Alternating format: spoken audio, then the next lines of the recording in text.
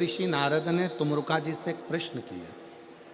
थोड़ा सावधानी से सुनिएगा, अपने जीवन में उतारिएगा और उस कथा का रास्ता अपने जीवन में उतार कर सार्थक बनिएगा। देवऋषि नारद ने तुमरुका जी से एक प्रश्न किया कि तुमरुका जी, मैं दिन रात नारायण को खोजता हूँ। मैं दिन रात नारायण को खोजता हूँ, दिन रात भगवान को खोजता रहता हूँ, दिन रात भगवान को ढूंढता रहता हूँ, दिन रात भगवान को खोजने का प्रयास करता रहता हूँ। आप शिव को खोजते हो, मैं नारायण को खोजता हूँ। आप देवाधिदेव महादेव को खोज रहे हो और मैं नारायण को खोज रहा हूँ।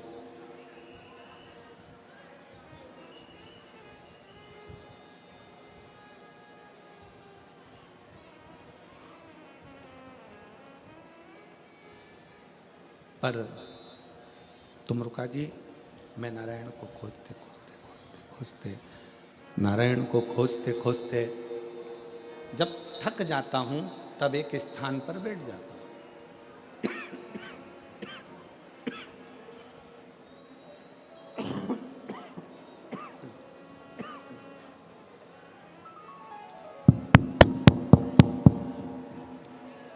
जब नारायण को खोजते खोजते थक जाता हूं तब एक स्थान पर बैठ जाता हूं। मुझे नारायण प्राप्त नहीं होते, मुझे नारायण मिलते नहीं।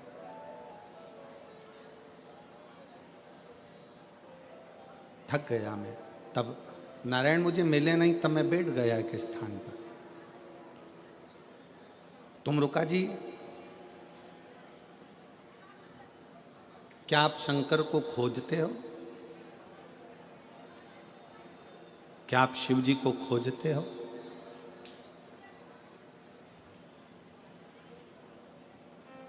क्या आप भगवान शंकर को खोज रहे हो?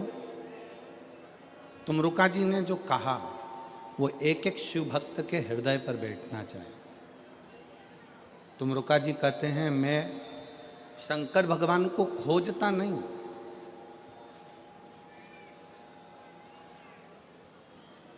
मैं शिव को ढूंढता नहीं हूं। शिव खोजने के लिए नहीं है। शंकर का सच्चा जो भक्त होता है वो शंकर को खोजता नहीं है, शंकर भगवान को ढूंढता नहीं है। शंकर का सच्चा भक्त शिव को नहीं खोजता, शिव में खो जाता है। और जो शंकर में खो जाता है, शिव उसको ढूंढने के लिए निकल। जो शंकर में खो गया, जो शिव में खो गया, जो शंकर के अंतर्गत खो गया, शिव की भक्ति में खो गया, जो भगवान शंकर की अविरल भक्ति में खो गया, शिव उसको ढूंढने के लिए निकल गया। शिव उसको ढूंढने के लिए निकल गया। हमें शंकर भगवान को खोजना नहीं है, हमें शंकर भगवान को ढूंढना नहीं है। आप तो शंकर भगवान की भक्ति में, शंकर भगवान की कथा में, शंकर भगवान के स्मरण में, शंकर भगवान की अविरल भक्ति में, शंकर भगवान के स्मरण में, शिव नाम में, श्री शिवाय नमस्तुभ्यम में, पंचाक्षर मंत्र नमः शिवाय में, षडाक्षर मंत्र ओम नमः शिवाय में आप शिव भक्ति में खो जाओ।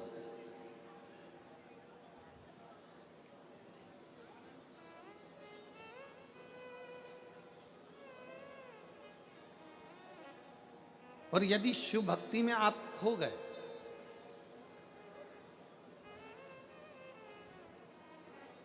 एक बार यदि शंकर भगवान की अविरल भक्ति में आप खो गए, फिर आपको शंकर भगवान को आपको नहीं ढूंढना है, शंकर भगवान स्वयं आपको ढूंढेंगे।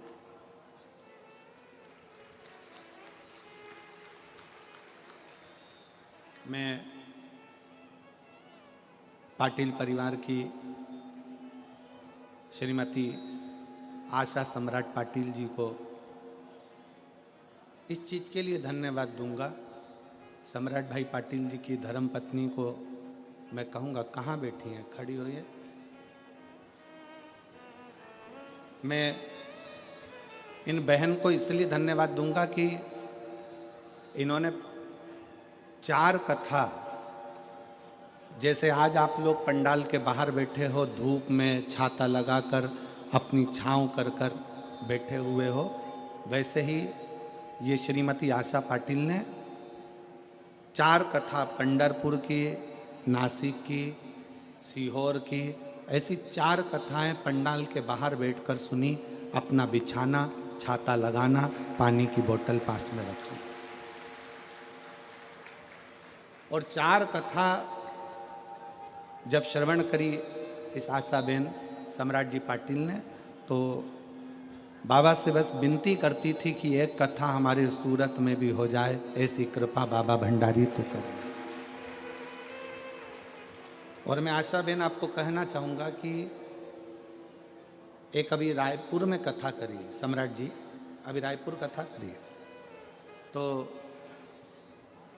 रायपुर में जो कथा थी वो कथा के जो जजमान की पत्नी थी, उन्होंने भी जगह जगह जाकर कथा का रसतत्व ग्रहण किया।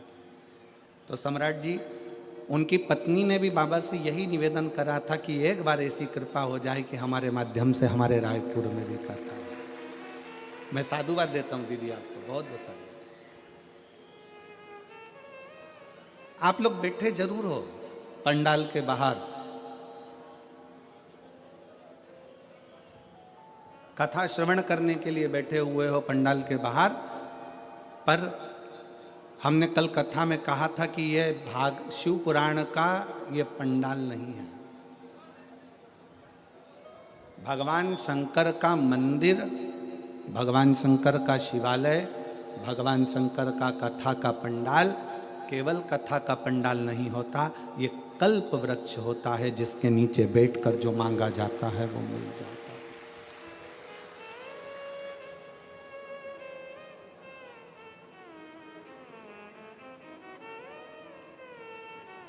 जो ढूंढोगे वो मिलेगा, जो मांगोगे वो मिलेगा।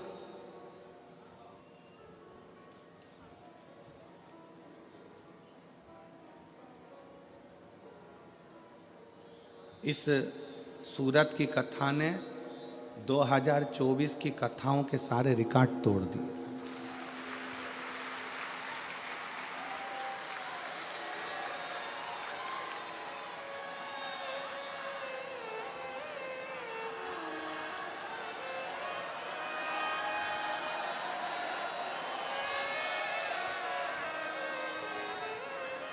सारे रिकॉर्ड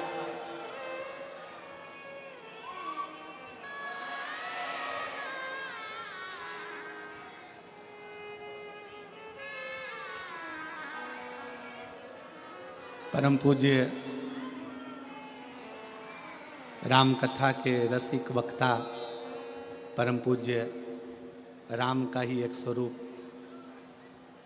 गुजरात के हीरा रतन परम पूज्य श्री मोरारी बापू जी अपनी वाणी में गुजरात की ही भूमि पर कह रहे थे कि 14-14 लाख शिव भक्त कथा में श्रवण करने के लिए जाते हैं। शायद एक संत के मुख से निकली हुई वाणी सूरत गुजरात में सिद्ध हो गई, और आज 8 से 10 लाख के ऊपर शिव भक्त शिव महापुराण की कथा को श्रवण करने के लिए। जितना ग्राउंड भरा है उतनी रोडें भरी हुई हैं, जितनी रोडें भरी हुई हैं उतनी गाड़ियां भरी हुई हैं, और रास्ते में शिव भक्त अभी आ ही रहे हैं। इस व्यासपीठ से मैं नमन करता हूं परम पूज्य श्री मोरारी बापू के पावन चरणों को, जो अपनी वाणी से इस व्यासपीठ का लेख वर्णन।